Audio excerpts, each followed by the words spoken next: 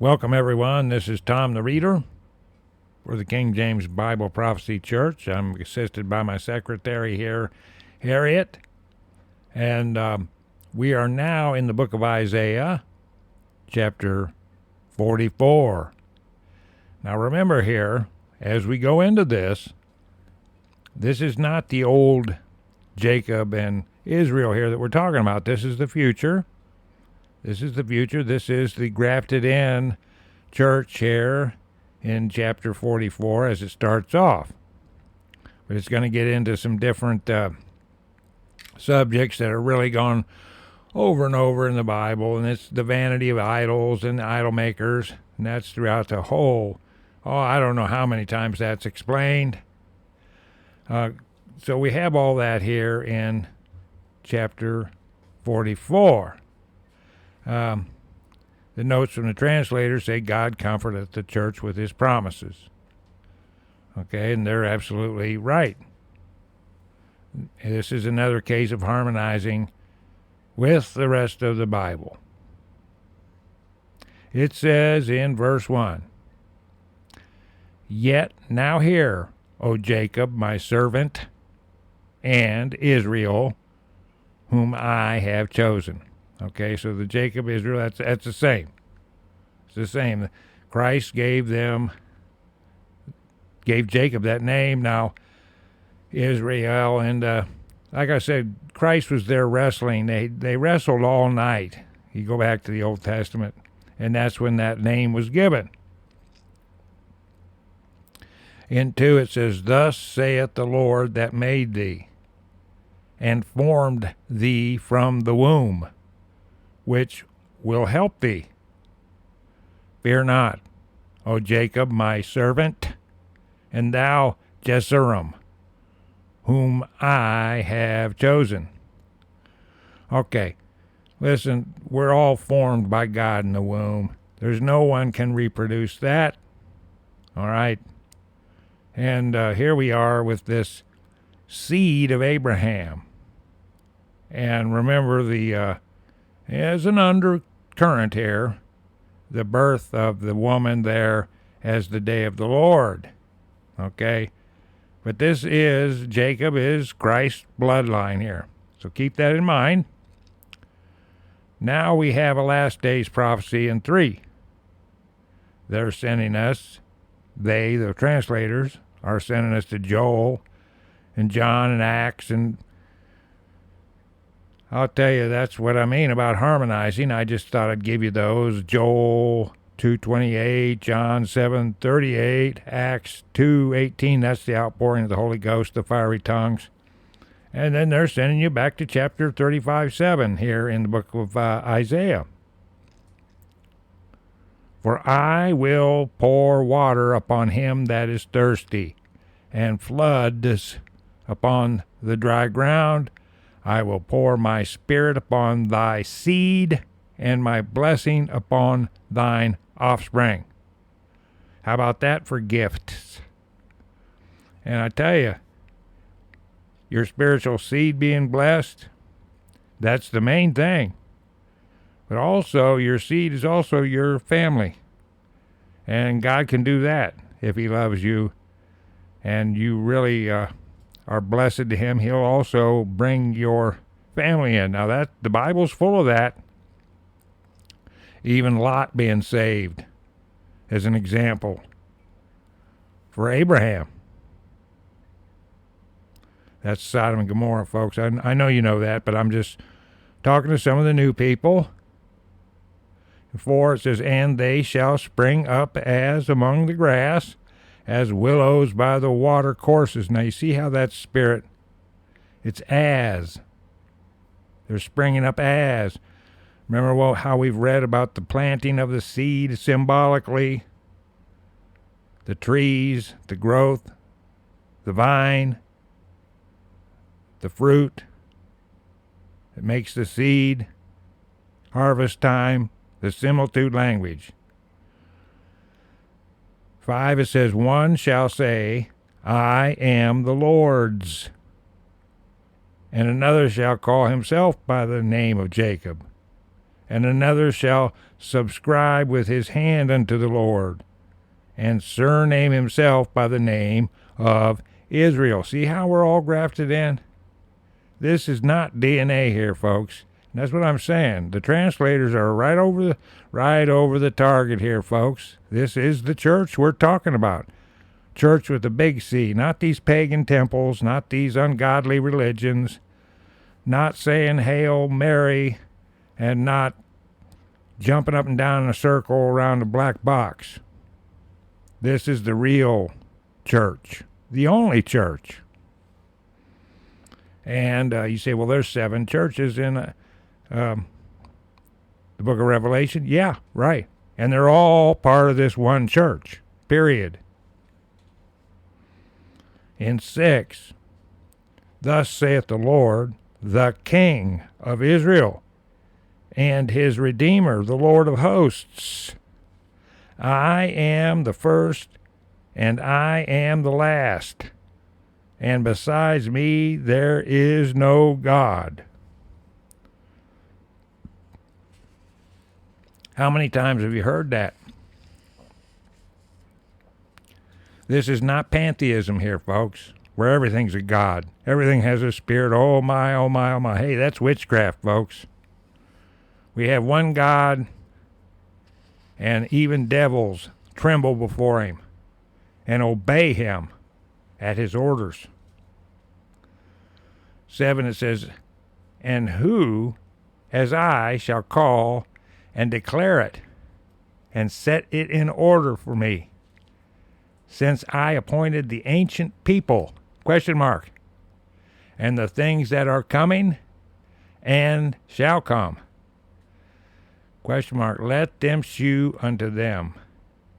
Okay, see, that's what I'm saying. You know, I'd go into these temples when I was a pup, and there they'd say, oh, no, we don't study prophecy here.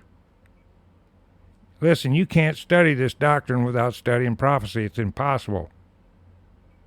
That was just terrible. So they gave you a bunch of sugar and fluff, and they it's homogenized bullshit. That's what it is in these temples. 8, it says, fear ye not, neither be afraid. Have not I told thee from that time, and have declared it? ? Ye are even my witnesses. Is there a God besides me? ? Yea, there is no God, I know not any. So there we go. But we're going to have people come up and say, oh, Satan, Lucifer. Lucifer's a good god. Ashtaroth, well, that's an old god. Yeah, right. They're all devils. When it comes to Allah, that name comes from Babylon. And there was 3 goddesses that were put together to form Allah. And that's the doctrine of Babylon, folks. And they got you guys sitting there on your prayer rug praying to the devil, walking around a black box, trekking to Mecca and running over each other and paying the people for a privilege. You got to get away from that out there. If you're in any of those cults, run the other way. You have the gift of the doctrine here. Get into that. Have your home Bible study and yoke with the fellow believers that know better. Listen, in my life, and I'm an old buzzard right now, I have never had anyone that's in love with the temples. Oh, my. Hey, up here they got a 6-sided room and a phallic symbol in the middle. And that ain't bad enough. They paint the whole inside of the chapel black. Now, doesn't that, does not a little alarm go off with you people? Why would they paint the whole inside of the chapel black? Hey, they had a sign up saying mingled salvation. Well, what's that? Hey, that's the yin and yang. I know what that term means. It means the multi-forces of good and evil and balancing them out. And that's Satanism. And I asked the ladies, why, what about that painting it black? It makes me feel all fuzzy inside. Folks, don't go by your feeling. Don't go by your feeling. Go by the doctrine. Because feelings can be wrong. They can be dead wrong. And worse yet, they can be double dead wrong. All right? This is the disease we're fighting out here, and this is why they've done to the Christian people what they've done. If you want to, they don't know the Lord, or they would know better than to listen to that guy or gal up on the pulpit. Listen, people gave me recordings of it. I'm floored at how evil they are. I'm floored. Are you going to fall for the red heifer thing that Eric Stakelbeck is doing? You know how long ago that was when they had the red heifer, that they said, oh, they got the red heifer now. The temple's going to be built. Lottie-dottie. Listen, they said that 30 years ago, folks. There is some real live evil out here. And the way to clean it up is through the King James Bible. And if whatever anybody says doesn't match up with this Bible, kick it out. 9 is a new paragraph. Speaking of images, that 6-sided room is based on some of the oldest shrines in the occult that are still used to this very day. The 6-sided room, just like Nineveh. 9, they make a graven image. They that make a graven image are all of them vanity, and their delectable things shall not profit, and they are their own witnesses. They see not, nor know, that they may be ashamed. And that ashamed, that's on Judgment Day. I'm telling you, the temple comes out of the occult. It comes out of the occult, folks. They face the north. No, they're going to face the sunrise. They're going to have the sunrise come through the big plate glass window and go right onto the altar. Folks, that came right out of the occult teachings from Babylon. I have never, ever, ever seen anyone that's in love with the temple that knew anything. They just make you stupider and stupider and stupider, and you come out feeling all fuzzy. And if someone's in your way, when you pull out in your car, you run over them to get out of there. You know it, and I know it out there, church lady, church man. 10, it says, who hath formed a god or molten a graven image that is profitable for nothing? Question mark. And that includes a cross. A cross is an image. It came from Rome. It's not some great Christian image. Who said that? Did Paul instruct everybody to start making temples and crosses and images? The shrine itself is profitable for nothing, folks. If anything, it's going to destroy people. 11, it says, behold, all his followers shall be ashamed, and the workmen, they are of men. Let them all be gathered together. Let them stand up, yet they shall fear, and they shall be ashamed together. That's right. They don't know the Lord. It seems like over all these years of doing this, that I would run into somebody on television or coming out of the temple that would be impressive with what they know about the Bible. And that includes these other Bible versions. They're destroyed. They're destroyed, folks. Anyway, in 12, Here we go with the making of the idols.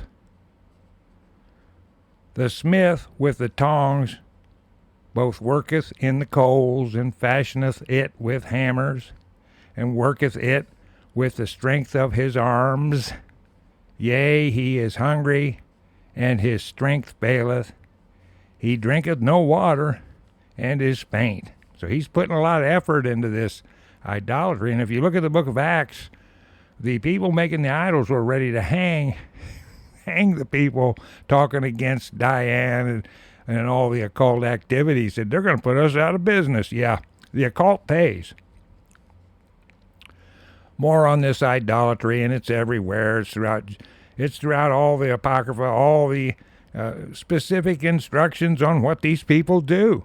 How stupid it is, including worshiping the robots and saying that man's going to marry machine. Buddy, that's Satanism on steroids. 13. The carpenter stretcheth out his rule. He maketh it out with the line. He fitteth it with planes. And he marketh it out with the compass. And maketh it after the figure of a man, according to the beauty of a man, that it may remain in the house. Okay? And that statement's throughout the Bible. Hell, that's in Jeremiah. Wisdom of Sirach. It's in the Wisdom of Solomon. It's in Proverbs. Idolatry. Okay, now here we go with the more of it. 14. He heweth him down cedars, and taketh the cypress and the oak, which he strengtheneth for himself among the trees of the forest.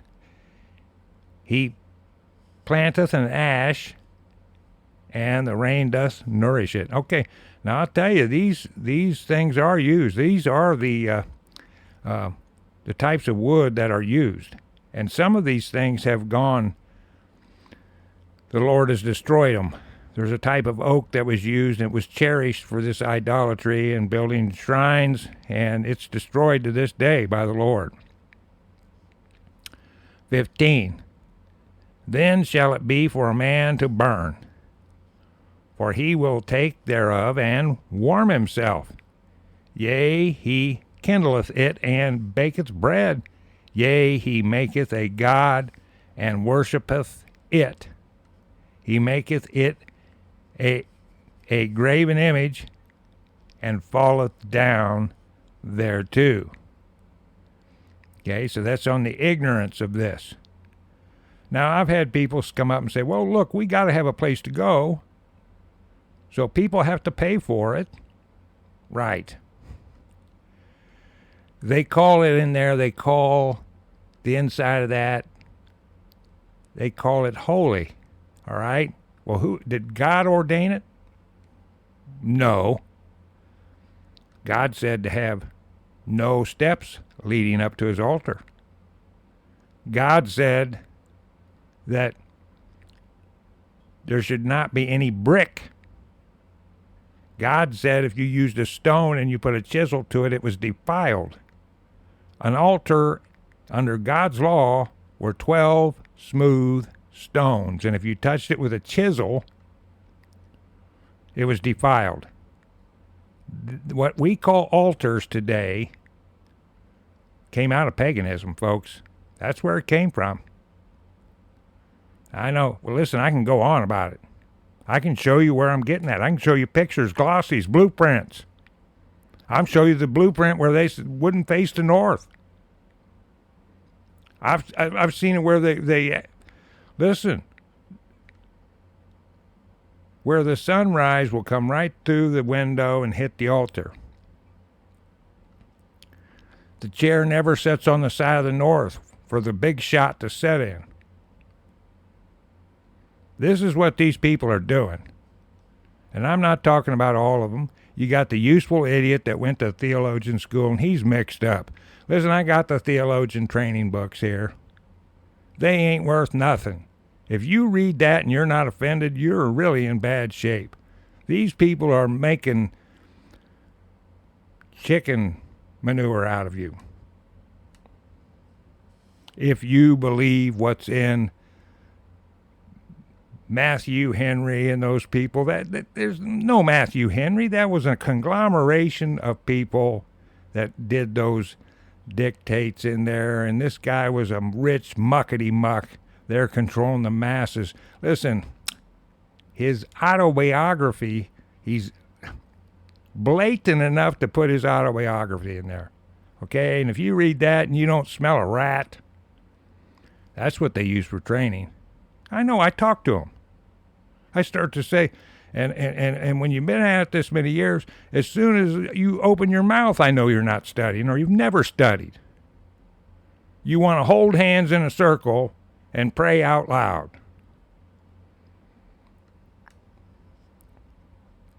"16, more on the idolatry. He burneth part thereof in the fire.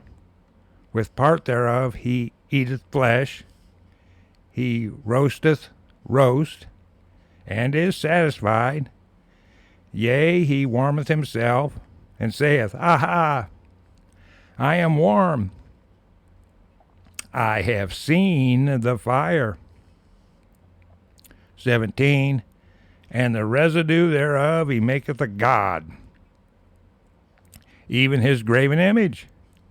He falleth down unto it, and worshippeth it, and prayeth unto it, and saith, Deliver me, for thou art my God.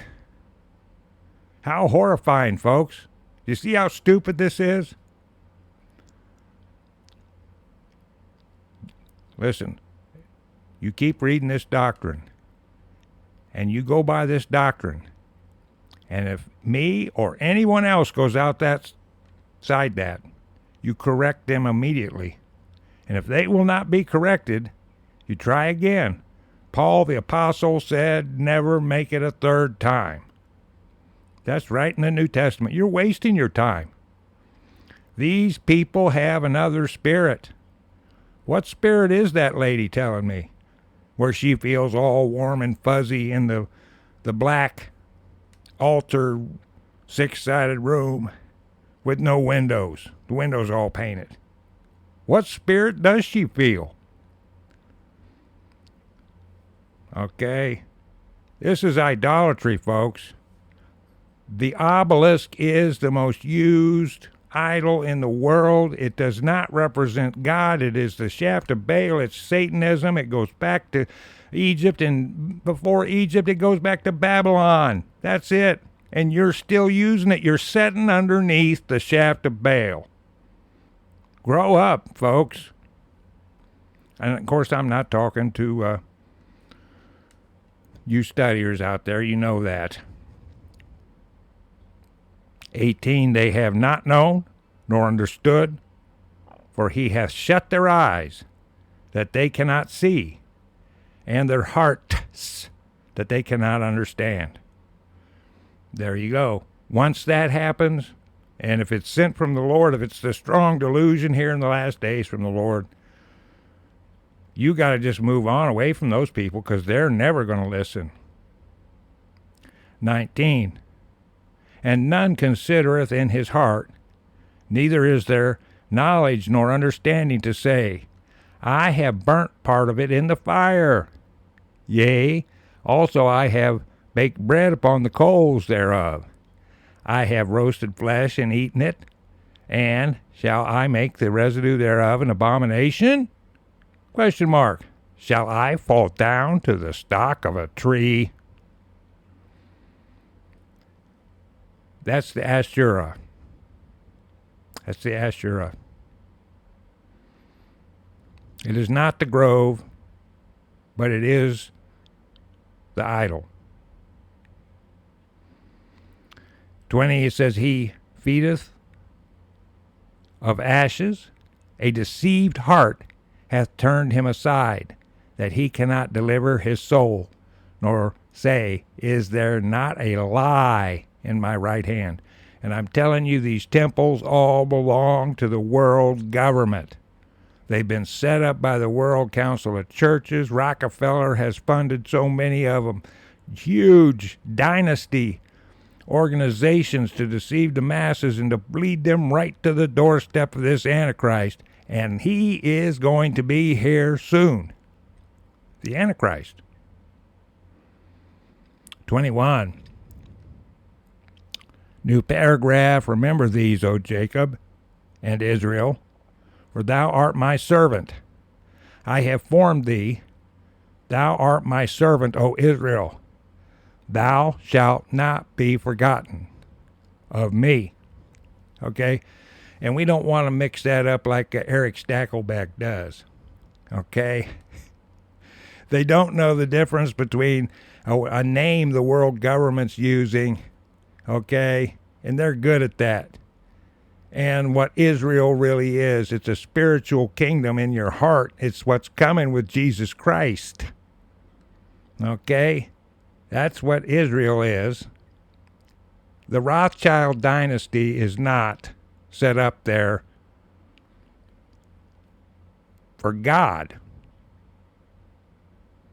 God's going to cast it down. Yes, he lets it happen. Yes, it fulfills prophecy. Yes, the 10 unseen merchant kings are fulfilling his will. He put a lot of that in them. But that don't make it right. That does not make it right, folks. Just because you're a tool of the devil, because you're a tool of Satan and you're being used for evil, that don't give you a license to do evil. No, you're going to suffer. When you're in a position of leadership and you do wrong, you are more guilty than the poor man that's living under the bridge. Believe me, the eyes of the Lord are upon you. And that includes leading people into idolatry. And I'm telling you, there's a bunch of it. It ain't just one. The Mormons, led there by pure occultism. And they don't hide it. They have all the what they call sacred geometry, sacred architecture that's aligned with the heavenlies. All the occult symbols from the ages on all their temples. The Jehovah Witness was the Russellites. And this Taze Russell belonged to every cult group in the world. And his cousin is Bertrand Russell, the great psychiatrist, occultist that believes in destroying all the flesh of the human race. In fact, in 1920, his cousin, Bertrand Russell, said they're going to control population through what? Through the needle, through vaccines. Now, that's a quote by him. These are the people that someone out there is going to listen to without investigating? Your soul is involved in this? What's more important than your soul out there, occultist? Okay, I'm getting carried away. 21, new paragraph. Remember these, O Jacob and Israel, for thou art my servant. I have formed thee, for thou art my servant, O Israel, thou shalt not be forgotten of me. I have blotted out as a thick cloud thy transgressions, and as a cloud thy sins. Return unto me, for I have redeemed thee. And that is through Jesus Christ on the cross. No other way.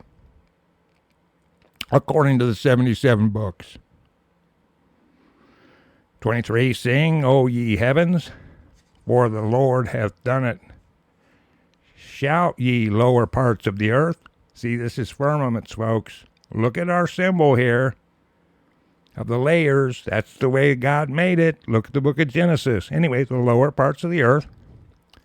Break forth into singing, ye mountains, O forest, and every tree therein, for the Lord hath redeemed Jacob and glorified himself in Israel. Okay, so there's that. That's the outpouring of the Holy Ghost in the last days after Christ's return.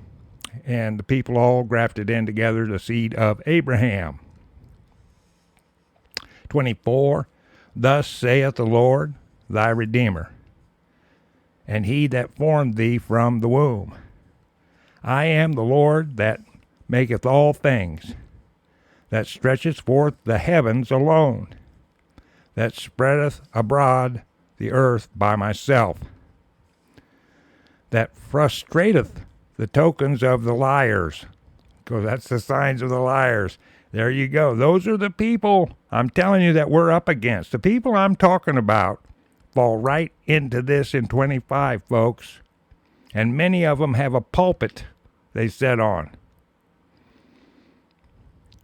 Okay? That frustrateth the tokens of the liars, and maketh diviners mad, that turneth wise men backward, and maketh their knowledge foolish. See, those are the people into the earthly occultism. There's a wisdom, an ungodly wisdom with the fallen angels, and that's what we're talking about here in this 25. Okay, so that's what he does to them on Lucifer's side. On our side, that confirmeth the words of his servant, and performeth the counsel of his messengers, that saith to Jerusalem, Thou shalt be inhabited, and to the cities of Judah, Ye shall be built, and I will raise up the decayed places thereof. That is the new Jerusalem of the future. 27, that saith to the deep, Be dry, and I will dry up the rivers. Okay? Now here's a prophecy about the rebuilding of the temple in 28. Because this king, he's going to get things done. And he does that. He gets the decree that gives them the finances and the force to go up and start building the temple. In 28, that saith of Cyrus, He is my shepherd, and I shall perform all my pleasure, even saying to Jerusalem, Thou shalt be built, and to the temple thy foundation shall be laid. Okay, so you see this prophecy goes to the rebuilding of the temple, folks. Back here it was destroyed. Okay, and then it was rebuilt here. Now during the time of Isaiah, we still had kings.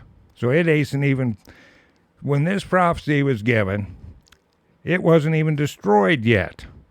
But what he's talking about is the destruction of Jerusalem and the temple, and then this Cyrus is going to be the what? The one to rebuild it through signing the decree, to give them the finances, the materials, and the firepower, the military, to keep the pagans off their backs. World governments was against it, and that's what this is over. Okay, folks, I will see you as we carry on here on the next podcast.